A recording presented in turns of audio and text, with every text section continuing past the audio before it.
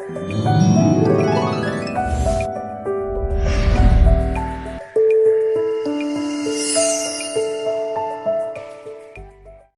प्रिय भाई बहनों, आप सभी को जय मसीह की। सुबह की प्रार्थना में आप सबका हम स्वागत करते हैं, वेलकम करते हैं यीशु के सामर्थी नाम से। तो मेरे प्रिय भाई बहनों, आइए हम परमेश्वर का धन्यवाद करें, उस महान परमेश्वर की जय जयकार करें जिसने हमें रात भर संभाल के रखा, अच्छी नींद दी, हमें हर एक दुख परेशानी से बचा के रखा। मेरे प्रिय भाई बहनों, तो प्रार्थना में जाने से पहले आपके सामने हम कुछ वचन पढ़ना चाहते हैं।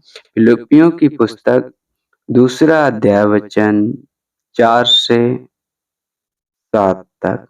हालेलुया।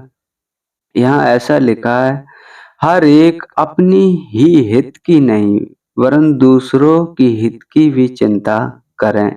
जैसा मसीह यीशु का स्वभाव था वैसे ही तुम्हारा भी स्वभाव हो, जिसने परमेश्वर के स्वरूप में होकर भी परमेश्वर के तुल्य होने को अपने वश में रखने की वस्तु ना समझा, वरन अपने आप को ऐसा शून्य कर दिया और दास का रूप धारण किया और मनुष्य की समानता में हो गया। हालेलुया। परमेश्वर इन वचनों के द्वारा आप सबको आशीषित करे, परमेश्वर आपकी अगुवाई करे। मेरे प्रिय भाई बहनों, यहाँ परमेश्वर कहते हैं, देखो यहाँ हम अपनी ही केवल नहीं, अपनी जरूरतों के लिए किसी का इस्तेमाल ना करें, अपनी जरूरतों के लिए किसी दूसरे का हम नुकसान ना करें।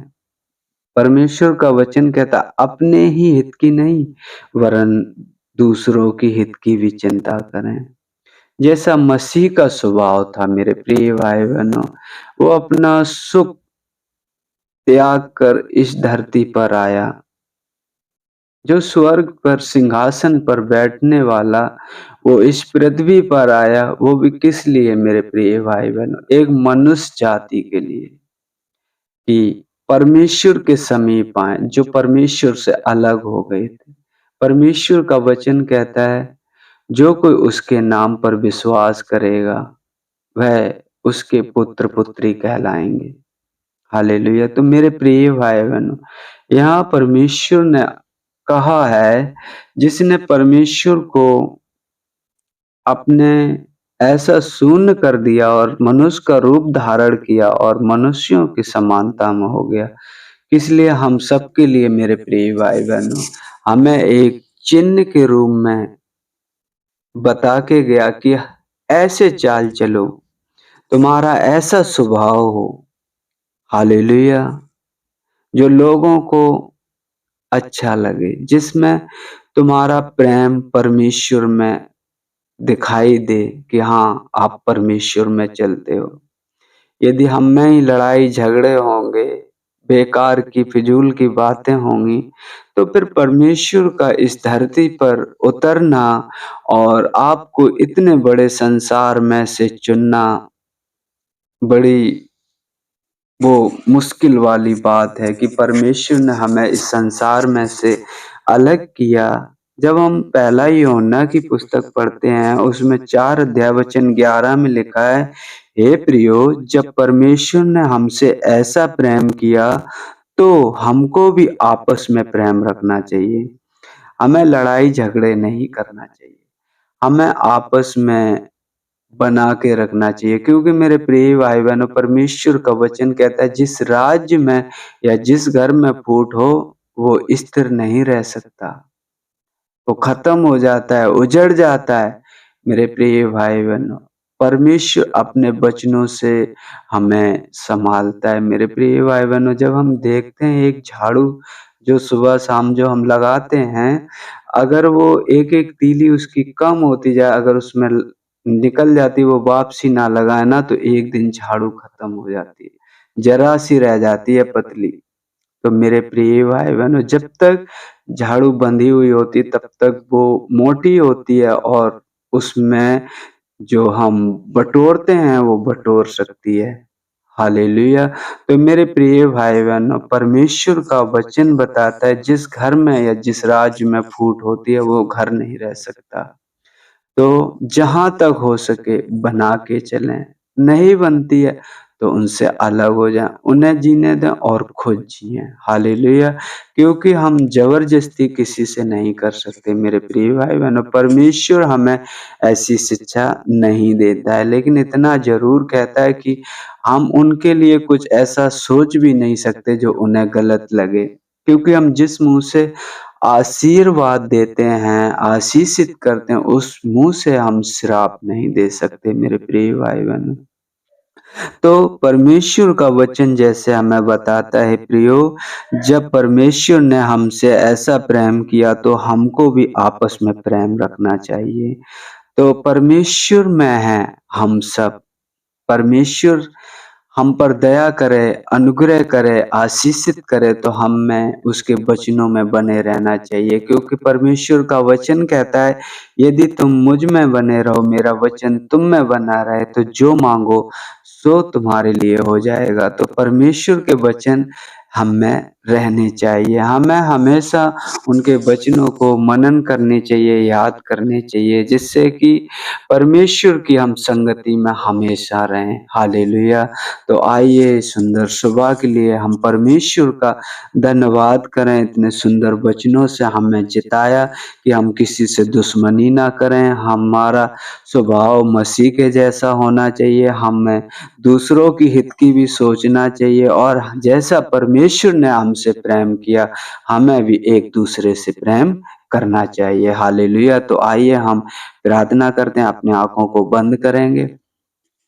हालेलुया मेरे पिता परमेश्वर, हम धन्यवाद करते हैं सृष्टिकर्ता परमेश्वर, आते हैं आपके पवित्र चरणों में प्रभु जी, यीशु के नाम से। प्रभु जी, आपने मुझे रात भर संभाल के रखा पिता परमेश्वर, एक सुंदर सुबह के लिए मेरे पिता परमेश्वर हम आपका धन्यवाद करते हैं प्रभु जी।